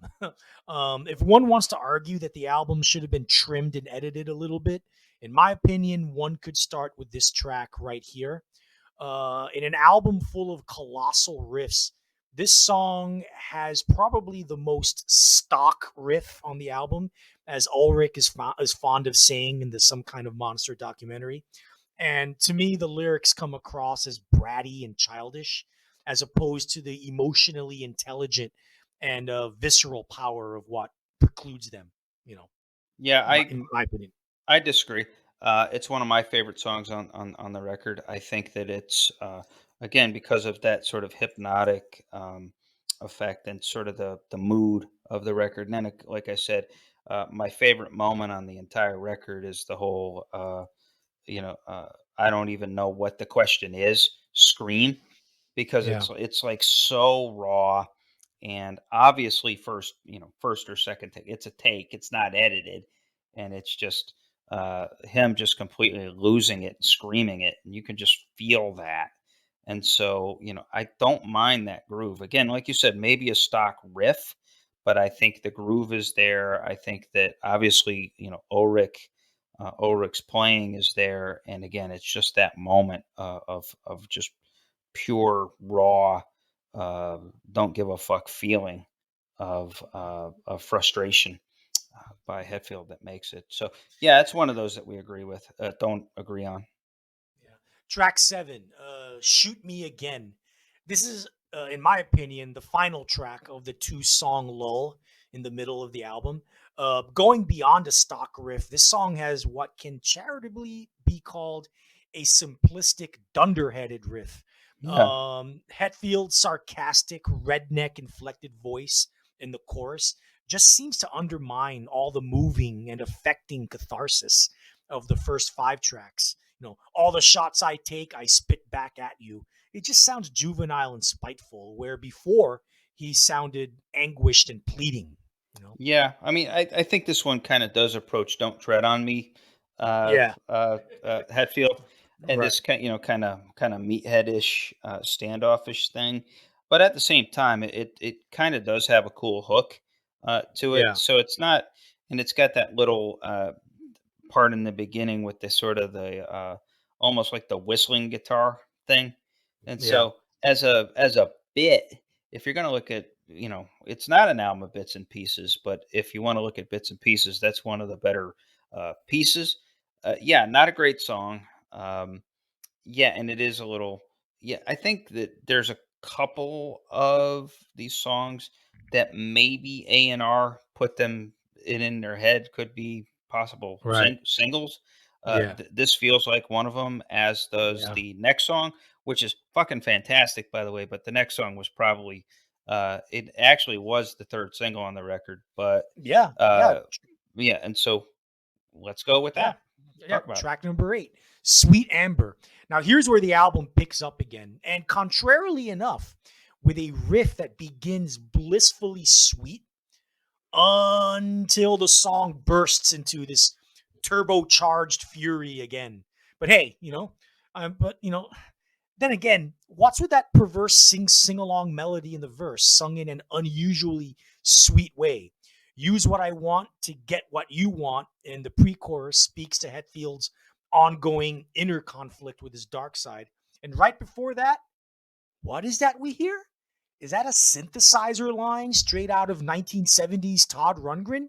Yep. And who said Saint Anger was a one-note record? Yeah.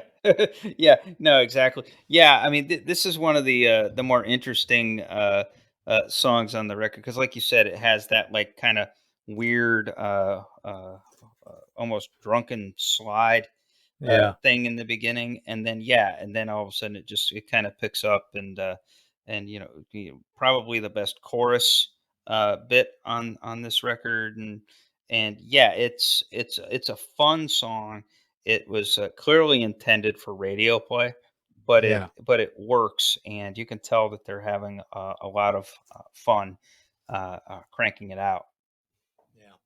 Yeah. Track number 9, The Unnamed Feeling. Finally, we get the most recognizably Black Sabbath style riff on the album, and it fits comfortably in the album like a hand in glove. I bet that's the first time you'll ever hear a Smiths reference when describing a Metallica Yeah, song, eh? pretty much. you know, the riff aside, the verse and chorus are the closest the album comes to the new metal aspirations that the band were accused of on the record's initial release. My thing is, so what? Hetfield and Ulrich, aside from being terrific musicians, were always first and foremost underratedly terrific songwriters. And if anybody can improve on the cheesy corniness of Limp Bizkit and Linkin Park and the one-dimensional monotony of Korn, it's these guys. And lyrically, it fits in with the album's theme of inner conflict and self-loathing, and without the stupid bagpipes and awful white boy rapping.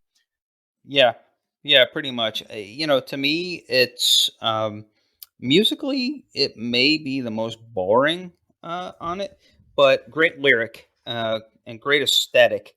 Um, and again, like you said, the unnamed feeling has a whole lot of feeling. Yeah. But like you said, it's that. It, I never thought about the Smiths connection, but that's kind of right because it does have this kind of crawling, Yeah. sexy kind of panther-like movement to it. But again, to me, in the spirit of the sort of raw and naked, putting ourselves out there, uh, great lyric, um, and good vocal performance. I mean, this is one of the less shouty uh, vocals on it, and it definitely works. Yeah. Yeah. Well, the next track, track 10, is called Purified.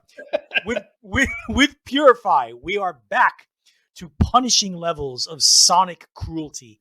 Hetfield is finally sick of his inner demons, doesn't want them anymore. And as we come near the record, we get to Nirvana's in utero levels of wanting to end it all. An album, by the way, that I'm willing to bet you $100 the members of Metallica were very, very well aware and knowledgeable of before they embarked on writing these songs. Could But be, yeah, could be, yeah, I could see it. yeah, Uh, yeah. Anyway, punishing riffs, punishing drum action that transcends the supposedly tinny trash can sound, chord changes that make logical sense as they get heavier and heavier. Metallica have rarely sounded as demented and unhinged as they do on this track. And that's saying something for an album that's pretty unhinged and demented all throughout. Yeah, I love this song because Yeah. I mean, one it rocks balls, but it's got like one of the best grooves on the entire Yeah. record too. Yeah. It's just like you said, it's metal as fuck, uh, Yeah. and like I said, I love the way it builds. The beginning of it, it's one of I would say one of Ulrich's mightiest fills, Yeah. and it's just kind of like whoa, you know. And Yeah. it's like I said, it's by this point of record. I should point out that listening to this album in one sitting is an experience, and so by this point, you might find yourself getting a little numbed or a Yeah. little uh, uh, almost tired. It takes work to listen to Yeah. this record because there's so much going on. And again, listen to it with headphones. Uh, so by this point, you're maybe getting a little exhausted, but it's still, even at this point, you get the most, it begets these last two songs are probably the most exhilarating and visceral one-two punch on the entire record. Uh, Sure. yeah, or certainly, I think. Well, "Frantic" is perfect, but other than that, this is as visceral as it gets down here. Yeah. I think the visceral levels get pumped up to another level for the next track and the final track, all within my hands. Finally, we get to the Coup de Gras and one of the most epic and brutal and frankly disturbing closing album songs in rock history. Oh yeah, Ulrich comes in, guns blazing with his fierce patented thrash, and Hetfield joins in on a riff borrowed from Thor, the Thunder God, Yep. uh, before settling into an oddly mid-tempo groove with a slightly psychedelicized guitar line, and that Yeah. only sets the stage for the monolithic all speakers set to 10, all instruments on Hellfire first chorus of God is control, I'll die if I let go. Then the second chorus of Kill all within my hands again, as if once isn't enough. Uh, Yeah. the Yeah. slow verse punishing two chorus pattern repeats a couple of more times, never once getting old because you know you're listening to some harrowing personal shit. The Yeah. lyrics: crush all within my hands, squeeze all within my hands, choke all within my hands again. This Yeah. is a man desperate to end it all, and not even Kurt Cobain, with all his sarcasm, sounded this intent. Yeah. Yeah. The song seems to end. The song seems to end at the 7:30 mark, but actually extends into a coda with Hetfield barking "kill, kill, kill, kill" over and over again, with Yeah. increasing levels of desperation and dementia. His voice fucking cracking at a high Yeah. pitch at the strain. It's hard to find a rock vocal performance so, again, visceral and affecting, and yet painful and disturbing. Yeah. Thankfully, in a way, it all ends as it only can, with dissonant guitar noise and Hetfield punctuating it all with what is seemingly his least frenetic and angry drum hits on the record.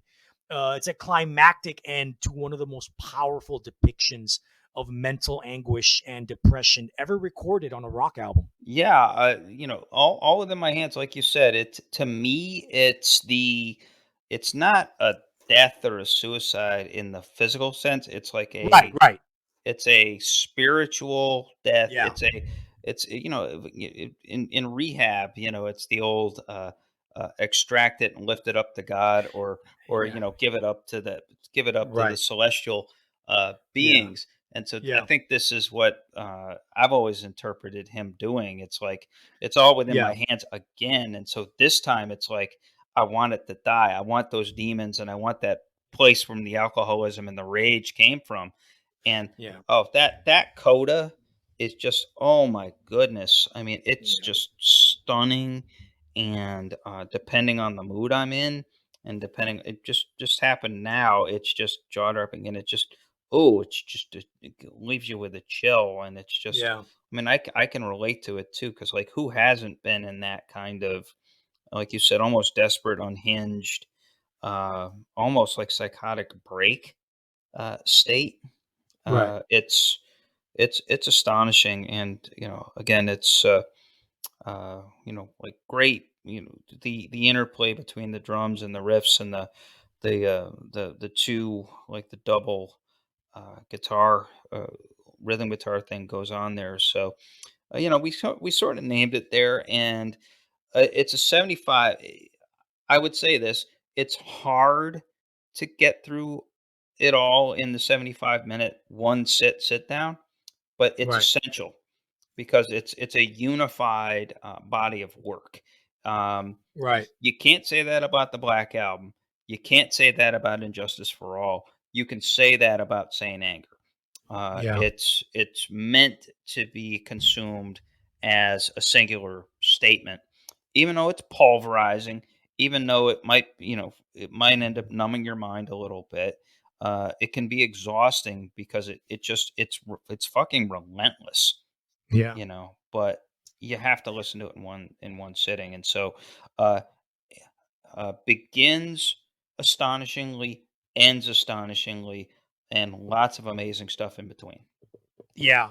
Listen, if this album had come out then, now, whatever, replace the name Metallica with any other band's name, and say this is their debut album, it would have been hailed as a classic. Hmm. Yeah, pretty you know. much. You know. Yeah, and I think you're right. I mean, I think the derision it got was from this notion of the Metallica fanboy thing of, oh, what are they going to do next? And they're still the big band, and then obviously the Napster thing came out. And I said, oh, okay, so what bullshit are we going to get again? I mean, are they? There was all these rumors that they were going back to their thrash roots and what that was going to sound like. And then this came out, and I think that there was a lack of imagination at that point, and everybody was like, "What the fuck is this shit?" Yeah. And they didn't really have the open minds, which I think is why it took. Even my take at the time was it was a brave album, and it was a laudable album because the shit is metal. I mean, you Yeah. can't say it. It's not as immediately as accessible. Like nobody in their right minds is going to say it's better than Master of Puppets. But Right. but so what? On its own, it's a pretty fabulous fucking record, you Yeah. know? No, it's like I said, it's personally my third favorite Metallica album. Yeah, and I would say it's my fourth favorite. But hey, top five considering everything else that they have, ain't Yeah. bad. Ain't bad, you know? Yeah. Yeah, Oh, and the last thing I want to say about this record, man, is it good to listen to when you're running on a treadmill. It is yeah, awesome, relentless. That's what you want when you're running on a treadmill, something that gets you going. Woo! yeah. Boy. Yeah, boy, yeah, it's a workout record, although I would argue that Ride the Lightning is better for the treadmill because I mean, because like the middle, like that when Ride the Lightning, the song goes absolutely fucking ridiculous. Yeah, Yeah. man, do you want to start running like 100 miles an hour on a treadmill? So anyway, Metallica can sell a shitload of treadmills, and we just proved it. It's time, everyone, like we usually do at the end of these episodes, to enter our vaults. And this is the segment called The Vault. Here, Arturo and I, as you can suggest here from the coins, we go deep into our treasure trucks and we find old albums that we love and have aged well, and that we recommend. And since we've been talking about what we feel is one of the most underrated heavy metal albums of all time, what the hell? We're going to talk about underrated heavy metal albums. And so, Arturo, uh, you're up first, and you have a really interesting one, to say the least, to kick us off with. Yes, I do.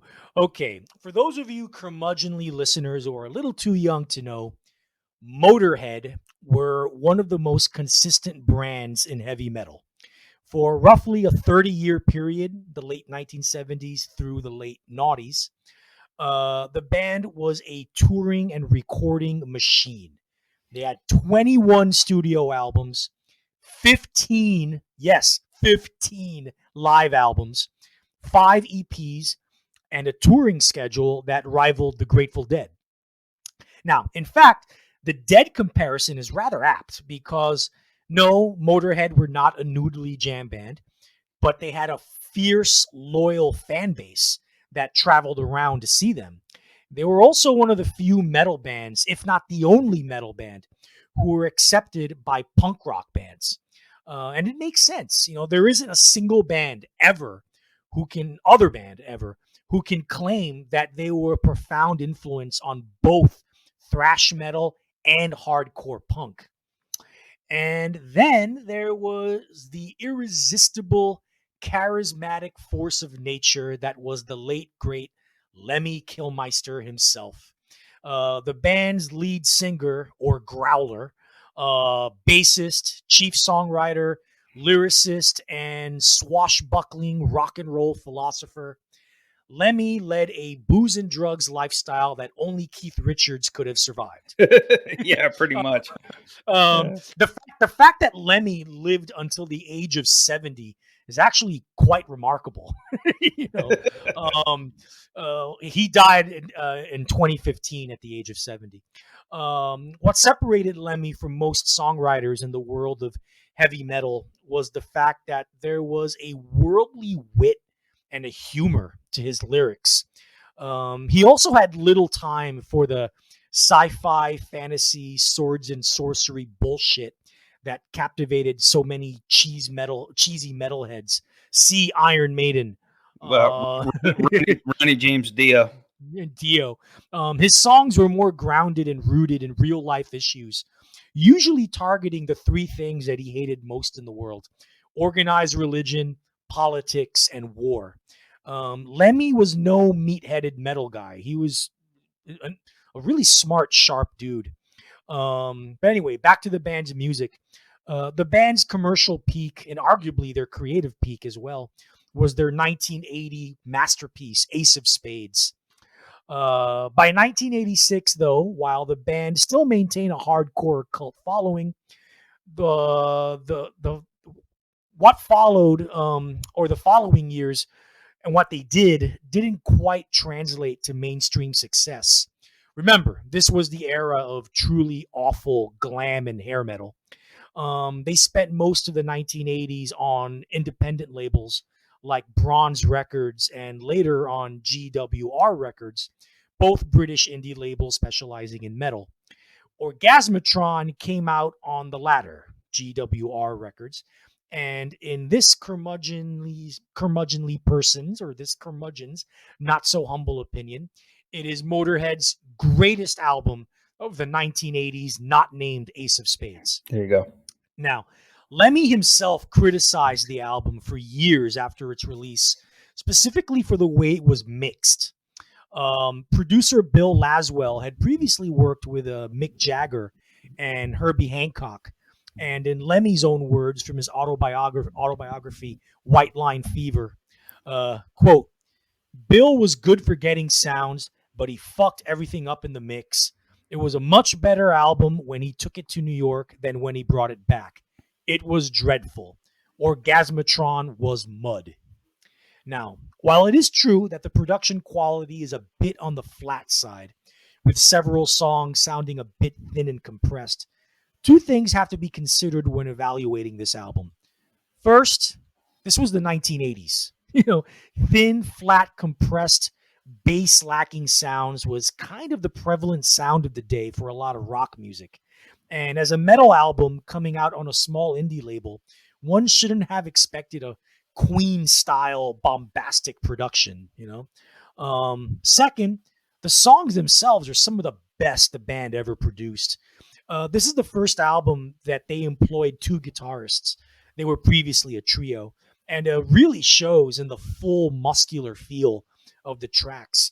Guitarist Phil Campbell himself in the documentary The Guts and the Glory said it, quote, I think the production let us down on Orgasmatron. The songs were really good. We put a lot of effort into the songs. Hell yeah, they did. Yeah. Not even Laswell's supposedly muddy mix can dilute the impact of Claw, one of the most savage iterations of Motorhead's nasty kick drum driven speed metal. It even has a rarity in Motorhead's discography, with Lemmy screaming in a high level pitch rather than his usual, guttural howl. The breakneck rocker Ride In with the Driver is what some would consider Motorhead's attempt at hardcore punk.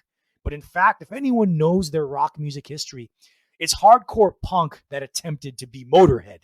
Yeah. With Lemmy and his band doing this style, they are accentuating how much of a fundamental influence Motorhead was on the hardcore scene. Musically speaking, that is, not so much in the the booze and drugs lifestyle sense, because hardcore punk has skewed that. And then there's Mean Machine, which roars with an intensity and power that not even Motorhead themselves matched all that often. Motorhead have always been accused of putting out the same album over and over again, much like AC/DC, but that's not totally. Frankly, okay, I'll admit that's not totally untrue. however, there are some individual albums where the band raised their game, both musically and compositionally, crafting and producing songs much stronger, sharper, more direct, and more melodic than their usual fare. And Orgasmatron is one of those albums. Check it out. Yeah. Orgasmatron, I would say is, it's certainly more metal than punk. It's definitely a testament. It's a product of its era, like you said. The mix, it sounds like a lot of those other. It sounds very L.A. In its mix, but Yeah. let's just put it this way: it's the band that all those L.A. bands really wish they could Yeah. be. Yeah. They can't touch the craftsmanship Right. of the record, and like you Yeah. said, there's just some killer shit all the way through it. I mean, I love Built for Speed Yeah. personally, but that whole middle of the record, Claw, Mean Machine, Built for Speed, Riding with the Driver. Geez, what was the Yeah. theme there? Uh, it's it's just fabulous. And again, it's almost like again Motley Crue uh, arguably may have been influenced by Motorhead, and you could see that maybe Nikki Sixx was trying to approach this, but nope, Yeah. Yeah. couldn't do it. And like you said, Lemmy is one of the great rock stars of all time, and he's in good rock star form here. I hadn't heard this record in years, but before this, and it's worth noting that. The current release has a second disc of live cuts. Mm. The live version of Ace of Spades on disc two, the equivalent of disc two, is fucking awesome.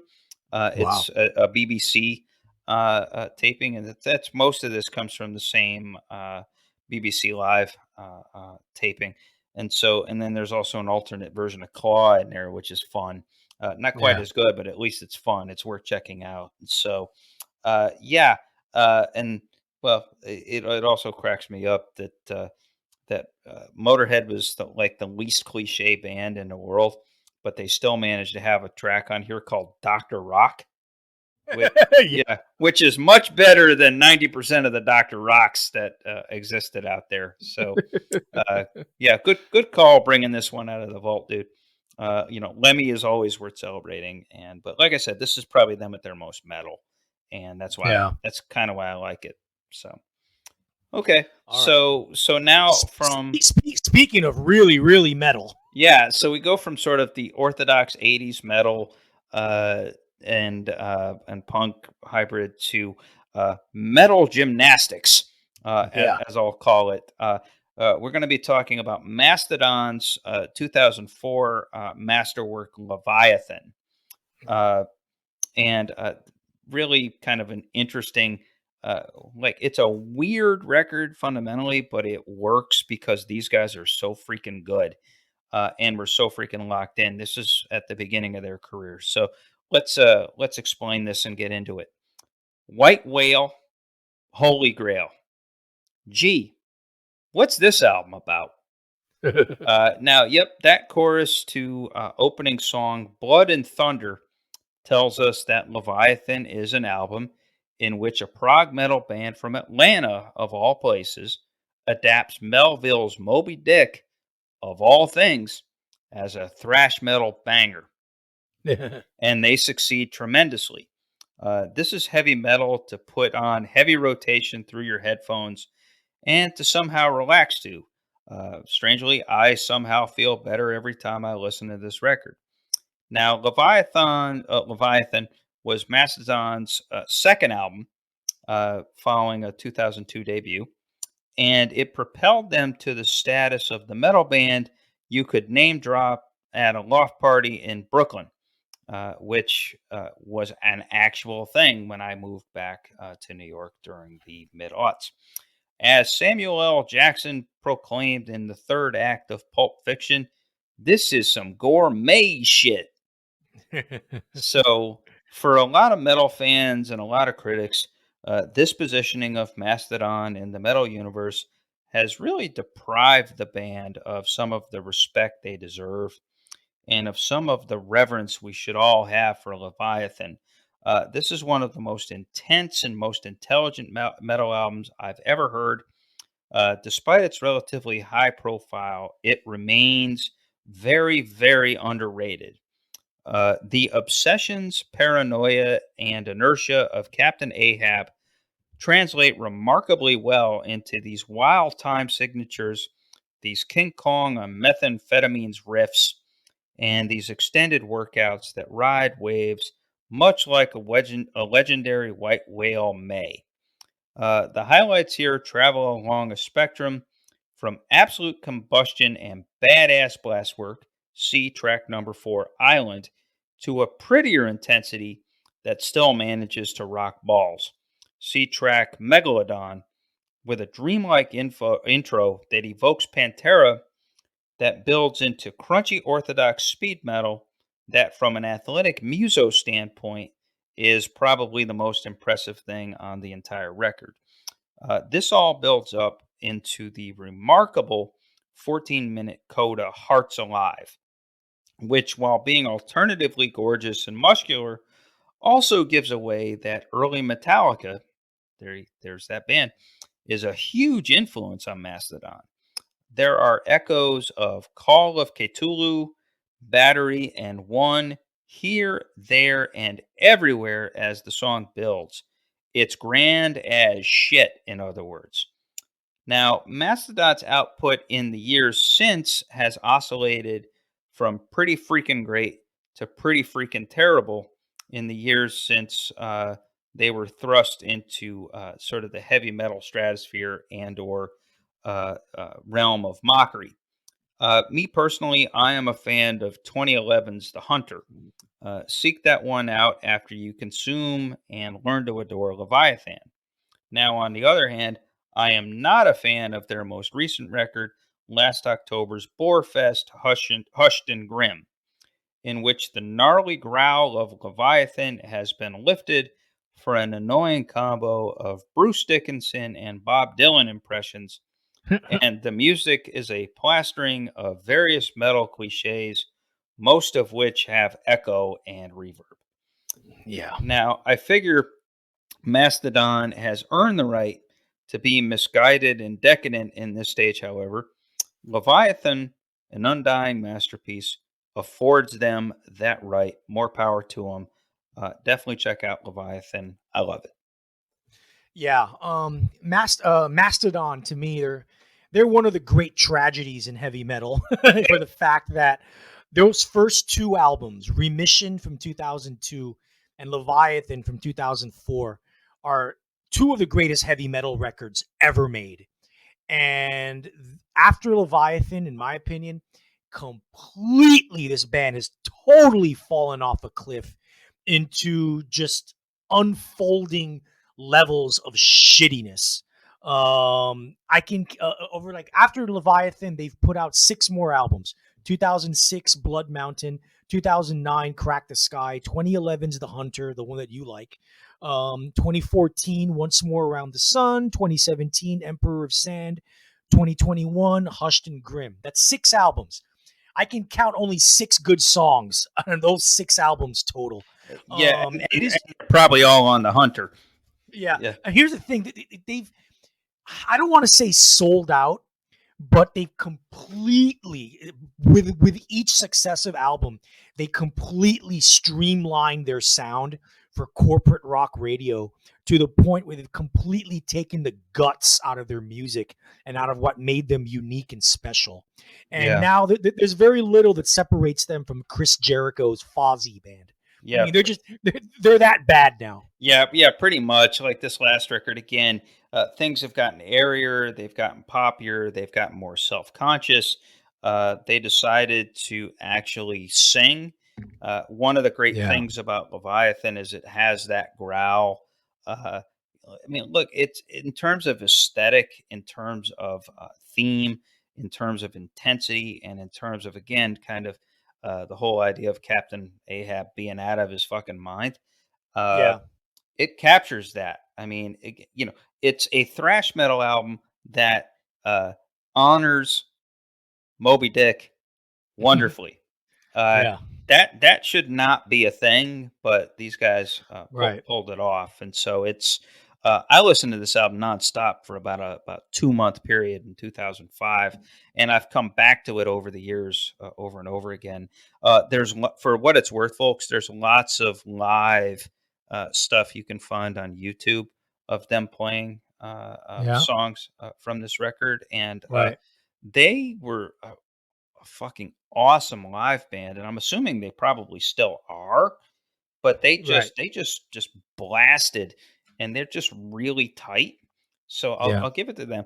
I mean, look, if Mastodon ever comes through Houston, and I actually pay attention to the concert schedule, which I haven't done in years, I would go see them. You know, Yeah, I mean, as long as they keep it to as long as I'm willing to accept it if like 80% of the show is Remission and Leviathan. well, yeah. Just play songs from those two albums because everything else is a piece of shit. It really is. Well, I mean, well, hey, look, you go to a metal show live, you want to get blown out of the building. I mean, they would at least accomplish that, you know. Yeah, They I mean, they have a lot of talent, but like you said, I think they lost their focus, and I think we're content to ride their reputation that they got from Mastodon. yeah, right. Like I said, they became a cocktail party. They became cocktail party metal. It's like it became Yeah, acceptable to talk about like prog metal you're right. at parties with the intelligentsia, which is Right. really kind of bizarre. But be that as it may, definitely check out. Yeah, it almost sounds like a Japanese monster movie. Orgasmatron and Leviathan. It's huge, you know. Yeah. All right, folks. We have now come to the end. We hope you have enjoyed our defense of Saint Anger and our recommendations, or hope you will enjoy those recommendations. For our next episode, we're taking the underrated theme and expanding on it. This episode is an underrated album, Metallica Saint Anger. Our previous episode were the underrated discography of Richard and Linda Thompson. Well, Richard and Linda Thompson started in the 1970s. So we're going to take the underrated theme and expand it and extrapolate it to the entire decade. So we're going back to a countdown format. Chris and I will count down the 10 most underrated albums of the 1970s. And we assure you it will not include Dark Side of the Moon. Yeah, and as a reminder, folks, you can always reach us at curmudgeonrock@gmail.com. And we implore you to join the Curmudgeonly community, which has been a lot of fun and is getting really good engagement. And it really kind of brings what we're doing here for life, and it extends our mission. Like we say, this is your podcast and your perspective, and we are your advocates. So tune in 2 weeks, and we'll be there for you as we always are. So, you've probably heard a lot in the past few days about Spotify, Neil Young, Joni Mitchell, Joe Rogan, vaccine information, and about what and how and where you should stream your music. Just curious, where do you come down on all of this? Me personally, I just want all my Neil albums back as part of my paid Spotify subscription. But where do you stand? Reach out to us at curmudgeonrock@gmail.com and tell us how you really feel. Thank you for listening, everyone, and we will talk to you on the next episode.